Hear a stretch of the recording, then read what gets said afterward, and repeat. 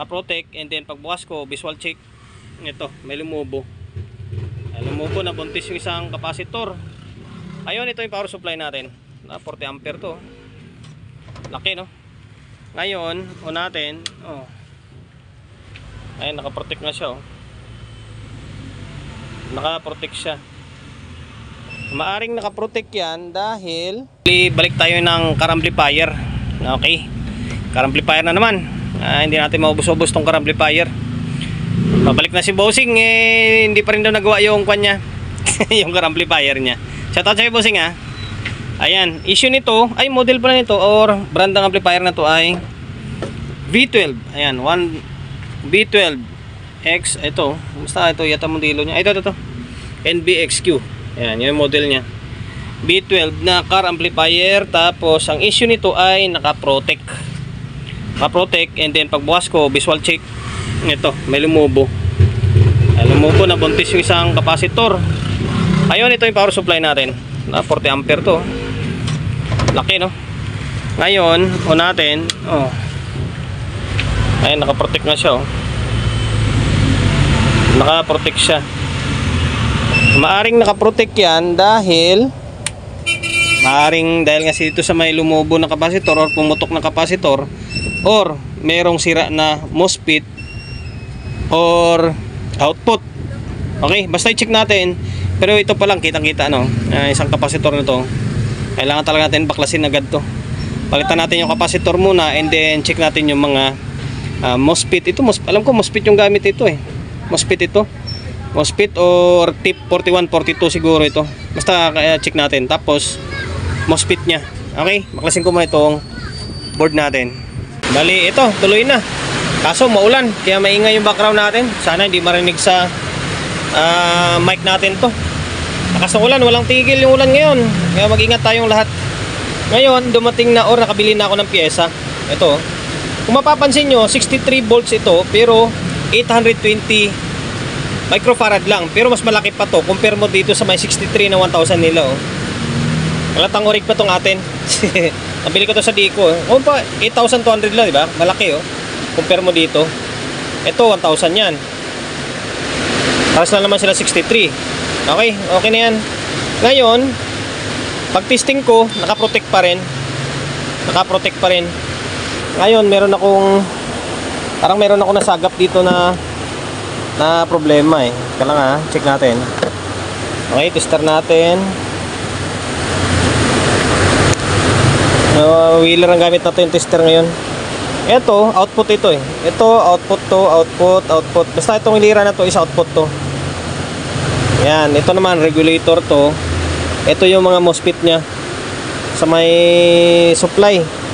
Ito yung diode naman. Ngayon dito, natin tapos dito, okay, i-check lang natin yung mga reading muna nya. Okay, dito okay naman, pero nagpo-protect to, okay. Okay siya, tingnan natin. Dito parang goods naman to lahat, Bakit nagpo-protect pa rin to? Ngayon, parang wala akong makitang sira. Ano ba yan? Ngayon, i-plug in natin dito. Ito yung supply natin, 40 ampere yan. Ayun, switch on ko. Ayun, naka-protect pa rin, Ilaw pa rin pula niya,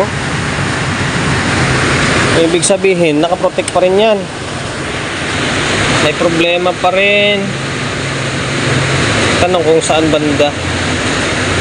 Nagpalit na tayo ng kapasitor. Okay naman yung kapasitor na. Double check natin. Okay, balikan ko kayo kapag nakita ko yung sira. May problema pala yung adapter, yung kako kanina, yung inverter ko na 40 ampere. Mababa pala yung voltahe niya, nasa 10 volts na lang. Ngayon nagpalit tayo. Pinalit natin is 12 volts na 20 ampere. Yan, 20 ampere lang ito. Pero working siya. Kanina nagpa-fluctuate. Ngayon, tingnan nyo kung ano mangyari, Okay. On siya. nakapula. Magsiswitch yan sa may green. Ayan, nag-green na siya, oh. Ayan, nag-green na. Naka-green na siya, oh. Working ito kasi wala naman ako magsira. Wala naman ako makitang yan, marinig nyo yung kwan. Wala naman ako makitang sira na kasi sinuyod ko naman lahat. Okay naman lahat eh. Ito lang talaga yung pumutok yung kapasitor na to.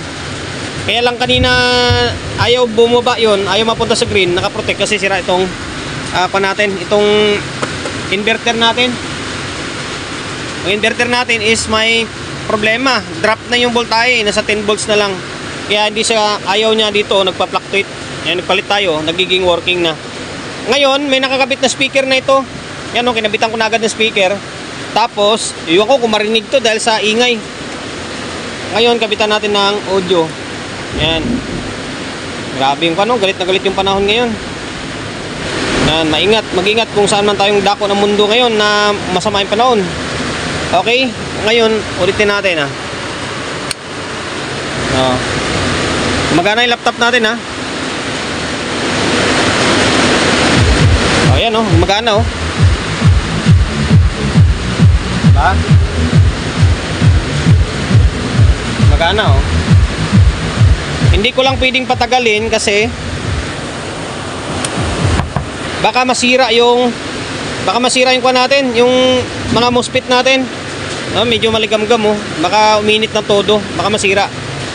Okay, MOSFET yung kuha nito, yung output niya, pati dito sa may supply niya. Ngayon, balik muna natin sa may pinaka-heatsink niya para matitesting natin na matagal. Wala na may ibang problema bukod lang dito. Okay, inulit natin kaya nagka-protect lang yon dahil dito yung supply natin kanina is nagda-drop or drop na 10 volts na lang. Hindi katulad dito is okay pa ito. Ngayon, balik natin sa heatsink Naibalik ko na yung board sa may pinaka-case niya and then heatsink niya. Hirap niya ibaon. Ayan, may speaker na, dalawang speaker. Naka-1 lang naman to. Naka 2 channel. Okay, ayan, dalawa lang siya. Hindi siya naka 4 channel. Ngayon, may input na. And then, in-adjust ko na yan. Nilagyan ko na ng kunting boses. Kasi gabi na, tumila na yung ulan. Pwede na tayong umuwi. Okay, natin ulit dito. Ayan, nakapula, kailangan lumipat ng green. Ayan, naka-green na siya. Ngayon, play natin tong laptop natin. Ayan. Hindi nyo lang gano'ng marinig. Okay. Post natin, makapirate tayo. Okay na, working na. Hanggang dito na lang.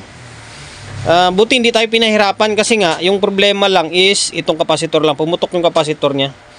Yung ibang mga parts niya is okay, buti hindi tinamaan yung MOSFET, yung mga output niya, diode hindi tinamaan.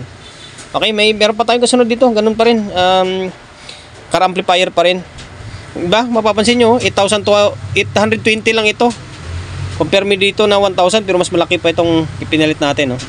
Okay, hanggang dito na lang. Sana nakapagbigay idea ko. Sa malay nyo, di ba? May encounter nyo yung itong klaseng unit. Pumutok yung kapasitor. Sana kapasitor lang, di ba?